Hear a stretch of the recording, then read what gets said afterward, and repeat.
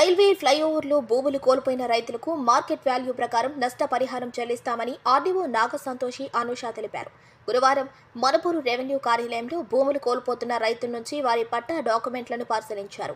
మనపూర్ నుంచి చెర్లోపల్లికి వెళ్లు మార్గంలో త్వరలోనే రైల్వే ఫ్లైఓవర్ వంతెన వస్తుందన్నారు. ఇందుకోసం 4 ఎకరాల భూమిని సేకరించామన్నారు. అక్కడక్కడ వాల్యూ ప్రకారం నష్టపరిహారం చెల్లిస్తామన్నారు. వీరిలో నిజమైన లబ్ధిదారుడెవరో గుర్తించేందుకు ఈ కార్యక్రమాన్ని నిర్వహిస్తున్నామన్నారు. ఆమె వెంట తహసీల్దార్ రమాదేవి, ఉప తహసీల్దార్ ప్రదీప్ కుమార్, ఆర్ఐ అరుణ్ కుమార్, వీఆర్ఓలు శ్రీనివాసులు, నాగార్జున రెడ్డి తదితరులు ఉన్నారు. నమస్కారం. ఈరోజు మనం మనపూర్ మండలంలో తహసీల్దార్ ఆఫీస్లోనే అవార్డ్ ఎంక్వైరీకి వచ్చాం. ఈ అవార్డ్ ఎంక్వైరీ అనేది ఎల్సీ గేట్ 102 అనేది మనపూర్లో గూడూరు నుంచి మనకి మనపూర్ వెళ్ళే ఈ రైల్వే రూట్.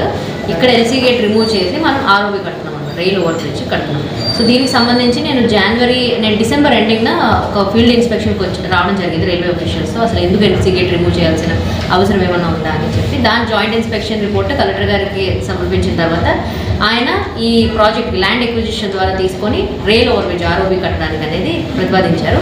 అలానే రైల్వే సిబ్బందితో పాటు ఈ ల్యాండ్ ఎక్విజిషన్ ప్రతిపాదనని ముందు తీసుకెళ్ళి అవార్డ్ ఎంక్వైరీ ఈరోజు నోటిఫికేషన్ అనేది 3 జనవరిన వచ్చింది.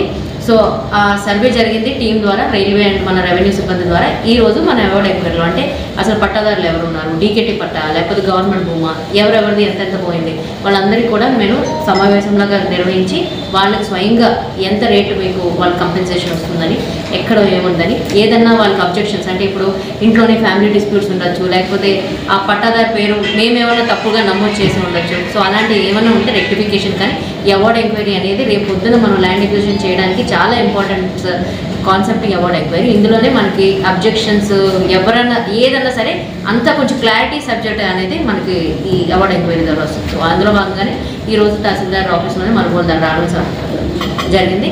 దీని తర్వాత ఏదైనా అబ్జెక్షన్స్ ఇంకా ఎక్కువ రీతిలో జరుగుతాయి అంటే 1-2 అబ్జెక్షన్స్ అంటే ఓకే, మనం సార్ట్అవుట్ చేయవచ్చు రెవెన్యూ రికార్డ్స్ ప్రకారం.